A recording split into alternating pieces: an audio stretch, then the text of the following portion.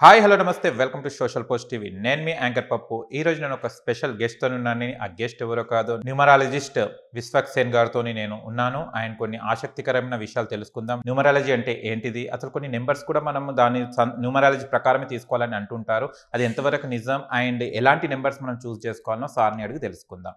నమస్తే సార్. నమస్కారం. ఓం శ్రీ గురుభ్యో నమః. ఎలా ఉన్నారు? ఎక్సలెంట్ అండి. సార్, గతంలో చూస్తే కనుక జరిగిన తప్పులు మనం చెప్పుకోవడం జరుగుతుంది. బట్ ఇప్పుడు ఫ్రెష్గా న్యూ బర్న్ బేబీస్కి న్యూమరాలజీ ప్రకారం ఎలాంటి పేర్లు పెట్టాలి, దేన్ని చూసి పేర్లు పెట్టాలి, సెలెక్ట్ లక్కీ నెంబర్స్? రెండు తెలుగు రాష్ట్రాల్లో ఉండే సందేహం ఏమిటంటే జన్మ నక్షత్రం ఆధారంగా పేరు పెట్టాలా లేక న్యూమరాలజీ నంబర్స్ ఆధారంగా పేరు పెట్టాలనేది అడుగుతుంటారండి. కానీ చాలామంది తల్లిదండ్రులకి పిల్లలు పుట్టిన తర్వాత ఎంతో ఆసక్తి ఉంటుంది దీని మీద. ఎటువంటి పేర్లు సెలెక్ట్ చేయాలి, అసలు ఫ్యామిలీలో గతంలో ఉన్న వాళ్ళ పెద్దవాళ్ళ పేర్లు పెట్టాలా లేక వాళ్ళ వారసత్వాన్ని కొనసాగించాలంటే పూర్వీకుల్లో ఎవరైనా టాప్ పర్సన్ ఉంటే వాళ్ళ పేరుని తీసుకోవాలా అనేది చూస్తుంటారండి.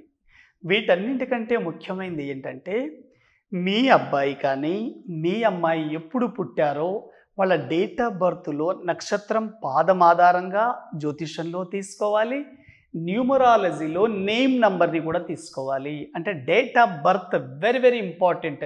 డేట్, మంత్, ఇయర్ కలిపితే వచ్చేది డెస్టినీ, విధి సంఖ్య అంటారు. జన్మ సంఖ్యను విధి సంఖ్యను కూడా పరిగణలోకి తీసుకోవాలి. ఈ రెండు నియమాల ఆధారంగా కనుక నేమ్ని మనం సెలెక్ట్ చేసినప్పుడు అబ్బాయి ఫ్యూచర్ చాలా ఎక్సలెంట్గా ఉంటుందండి. కొంతమంది కేవలం మన తెలుగు రాష్ట్రాల్లో ఈ న్యూమరాలజీ నంబర్స్ ఆధారంగా కొన్ని ప్రాంతాల్లో తీసుకుంటారు, కొంతమంది నక్షత్రం ఆధారంగా పాదం ఆధారంగా కూడా తీసుకుంటారు. కానీ రెండింటిని కాంబినేషన్లో తీసుకోవడం చాలా చాలా మంచిది. ఎందుకంటే నక్షత్రం ఆధారంగా ఉండే పేరు కూడా పెళ్ళి ఆ టైంలో చాలా బాగా పనికి వస్తుంది, జన్మనామం అంటారు. న్యూమరాలజీ నేమ్ నంబర్ ఎలా ఉంటుంది అంటే మీ డేట్ ఆఫ్ బర్త్, ఉదాహరణకి ఒక వ్యక్తి 1వ తేదీలో పుట్టాడు, అది ఏ మంత్ అయినా కావచ్చు. 1, 10, 19, 28 తేదీలో ఎవరు పుట్టినా వాళ్ళు 1 నంబర్ సిరీస్లోకి వస్తారు. ఈ 1 నంబర్ సిరీస్లో పుట్టిన వాళ్ళకి ఏ లెటర్తో పేరు పెడితే చాలా బాగుంటుంది, ఏ లెటర్తో పెట్టకూడదు మనం తెలుసుకోవాలి. అంటే 1వ తేదీలో పుట్టిన పిల్లలు ఎవరైనా కానివ్వండి ఏ లెటర్తో పెడితే చాలా చాలా బాగుంటుంది. ఏ లెటర్ కానివ్వండి, J letter, I letter, Y letter, ఇటువంటివి చాలా మంచి వైబ్రేషన్ ఉన్న లెటర్. అయితే ఈ నంబర్లో పుట్టిన వాళ్ళకి 1 నంబర్ సిరీస్లో పుట్టిన వాళ్ళకి ఏ లెటర్తో పేరు పెట్టకూడదు, అది చాలా చాలా ఇంపార్టెంట్. 1కి ఆపోజిట్ లెటర్స్ ఉంటాయండి. ఆ లెటర్స్ ఏమిటంటే పి లెటర్ కానివ్వండి, ఎఫ్ లెటరు, వి లెటరు, ఇవి ఆపోజిట్ లెటర్స్. కాబట్టి మీ పిల్లలు ఏ డేట్ ఆఫ్ బర్త్లో పుట్టారు, ఎటువంటి ఆపోజిట్ నంబర్ లెటర్లలో పేరు పెట్టకూడదు తెలుసుకుంటే చాలు. ఎందుకంటే పిల్లలు పేరు పెట్టకముందు ఆరోగ్యంగాను చాలా హుషారుగా ఉంటారు. పేరు పెట్టిన తర్వాత ఇల్నెస్ రావడం అంటే హెల్త్ సమస్యలు రావడము, హెల్త్ పరంగా అనేక రకాల ఇబ్బందులు రావడం జరుగుతుంది. దానికి కారణం ఏమిటంటే మనం పిలిచే పేరులో నెగిటివ్ వైబ్రేషన్స్ ఉండడం. కాబట్టి మన పిల్లలకు మనం సంపాదించిన ఆస్తితో పాటు ఒక మంచి వైబ్రేషన్ కలిగిన పేరు గనక మనం సెలెక్ట్ చేస్తే వాళ్ళ లైఫ్ చాలా ఎక్సలెంట్గా ఉంటుంది. మీరు చూడండి, సమాజంలో ఒక హై స్థాయిలో వ్యక్తిని చూడండి, వాళ్ళు కేవలం వాళ్ళ నేమ్ ద్వారా మాత్రమే ఫేమ్ అయి ఉంటారు. కాబట్టి మీ బిడ్డలకి బంగారు భవిష్యత్తును మీరు అందించాలంటే ఒక మంచి నేమ్ ఫేమ్ రావాలని కోరుకొని ఒక న్యూమరాలజీ ద్వారా ఒక గుడ్ వైబ్రేషన్ ఉన్న పేరుని అందించండి. పేరులో పవర్ ఉన్నప్పుడే వాళ్ళ ఫ్యూచర్లో వాళ్ళు అనుకున్న స్టడీస్లో రావడము, మంచి ఉద్యోగాన్ని సంపాదించడము, ఫ్యామిలీ లైఫ్ని ఎంజాయ్మెంట్ చేయడం జరుగుతుంది. చాలామంది పిల్లలు సరిగా ఎడ్యుకేషన్ లేక ఫ్యామిలీకి దూరంగా ఉండడము, కొంతమంది చదివినా కూడా చదివిన చదువుకి సరైన గుర్తింపు రాదు, అది పేరు ద్వారానే. కాబట్టి పిల్లలకు పేర్లు పెట్టేటప్పుడు ఒక 1 మంత్ 2 మంత్ లేట్ అయినా పర్లేదు, కానీ ఒక మంచి పేరు సెలెక్ట్ చేసుకోండి. అర్థవంతమైన పేరు వ్యక్తి జీవితానికి మంచి అర్థవంతమైన లైఫ్ని ఇస్తుంది.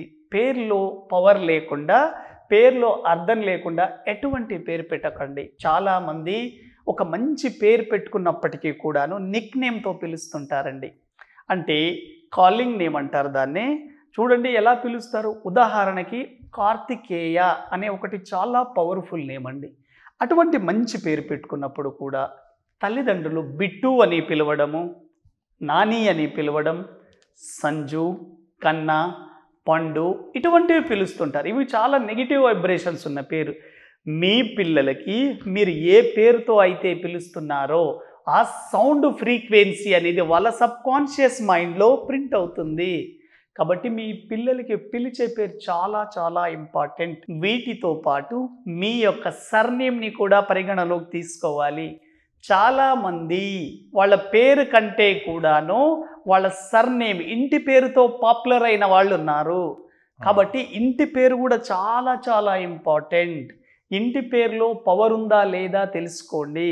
మీ ఇంటి పేర్లు పవర్ ఉంటేనే మీరు ఆ స్థాయికి వస్తారు. కాబట్టి ఇంటి పేరు కూడా పరిగణలోకి తీసుకోవాలి, కాలింగ్ నేమ్ కూడా పరిగణలోకి తీసుకోవాలి. రెండు చాలా చాలా ఇంపార్టెంట్.